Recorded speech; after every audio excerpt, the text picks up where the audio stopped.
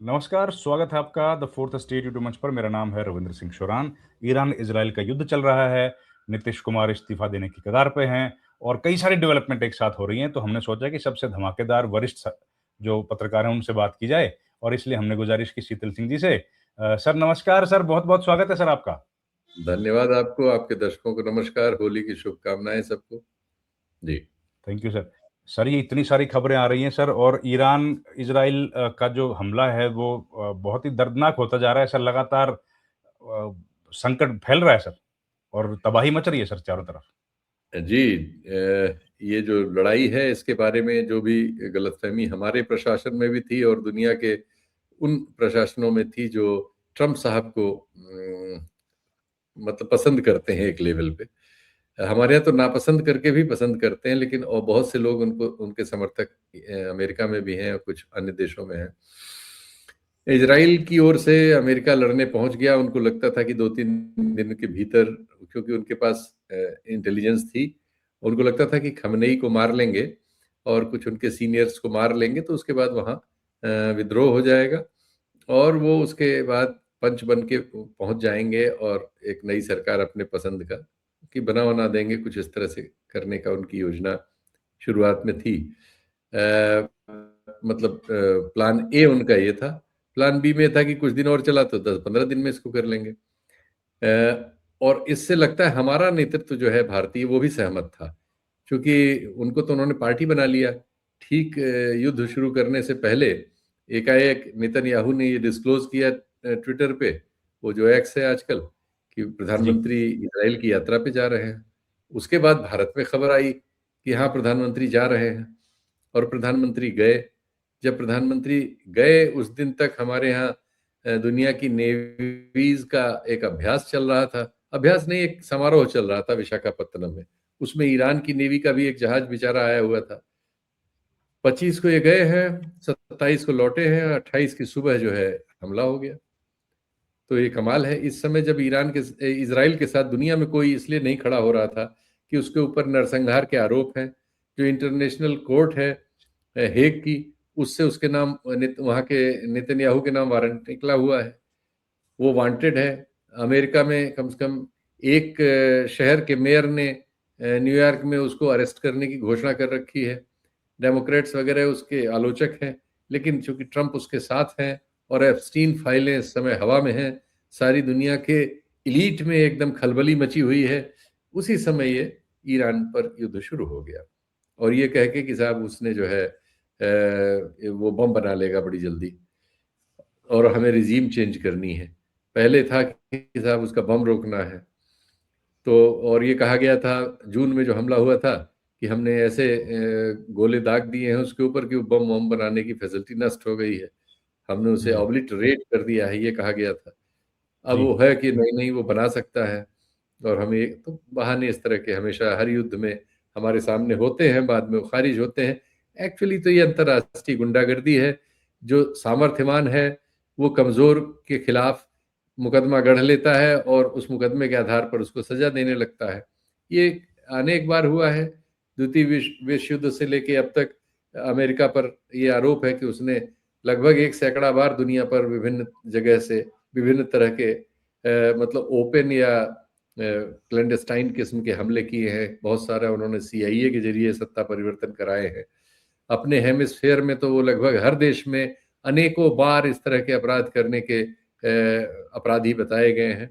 दुनिया में कोई भी उनको डरता है उनसे आदमी, या उनका शिकार रहता है, लेकिन उनको अच्छा तो नहीं समझता और इसलिए उनके खुद अपने देश में बहुत सारी यूनिवर्सिटीज वगैरह में और जो पॉलिटिकल साइंस में दुनिया पढ़ती लिखती है, उसमें उनके रोल में जो उनके मूल्य उनके द्वारा स्थापित किए हैं, उन्हीं पर उनको न चलते हुए पाते हुए दुनिया पाती है।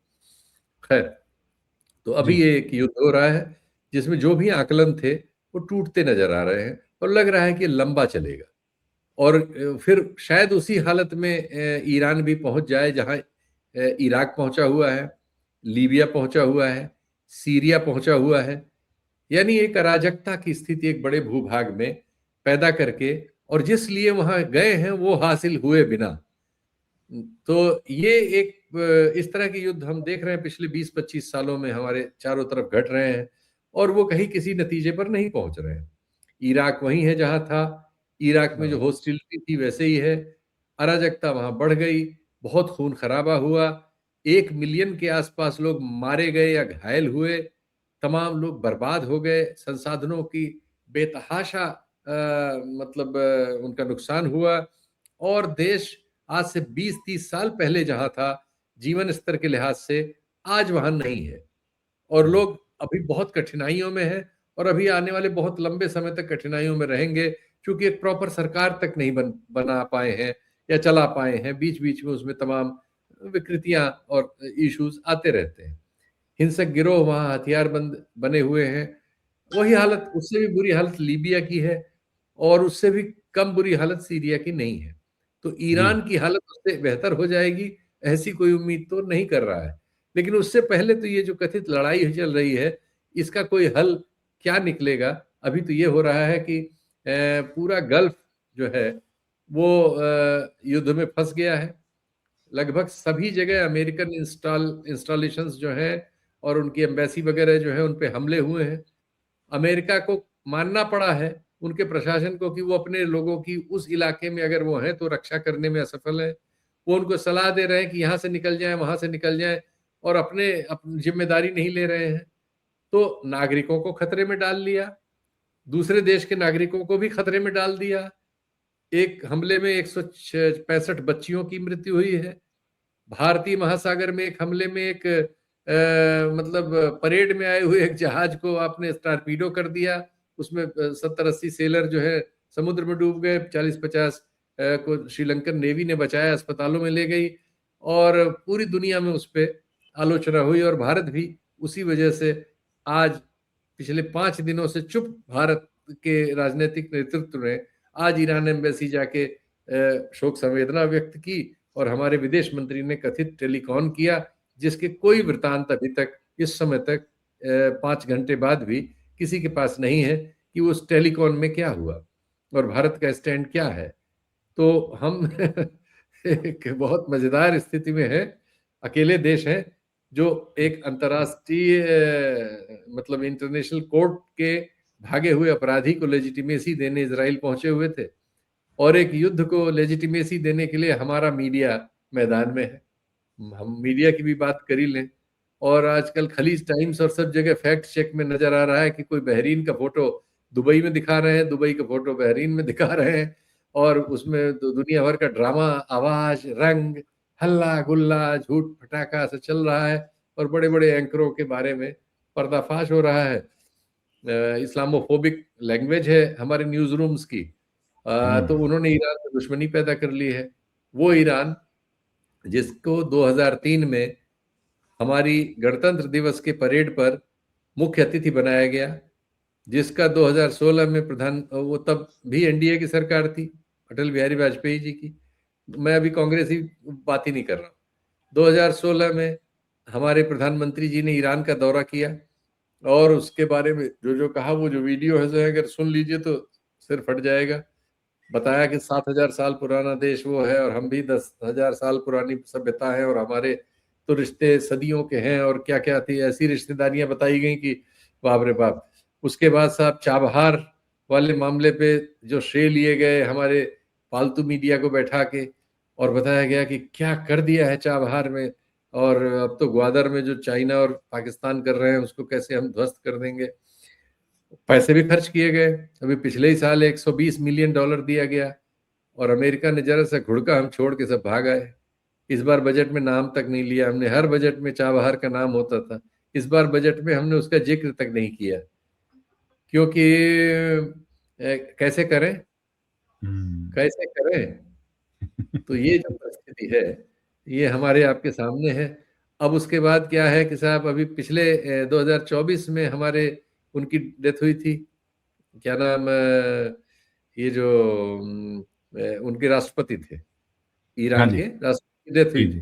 तो भारत ने एक दिन का राष्ट्रीय शोक घोषित किया था अभी 2024 में।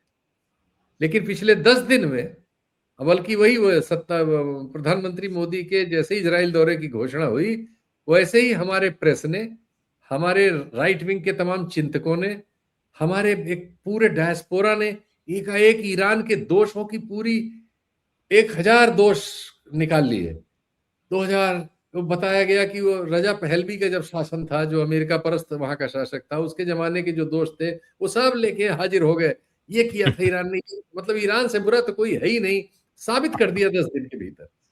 क्या रंग बदलते हैं हमारे लोग, क्या हमारी नीति है? कोई देश ऐसा होता है क्या? ऐसी कोई राष्ट्रीय नीति होती है कि जो रातों रात बदल जाए? प्रधानमंत्री के ड्रेस की तरह हमारी विदेश नीति बदल रही है। तो तो खैर, ये आनंद है, चल रहा है और इसको सारी दुनिया आनंदित हो रही है। जी। जी, तो आप ये कह रहे थे ना कि एमईए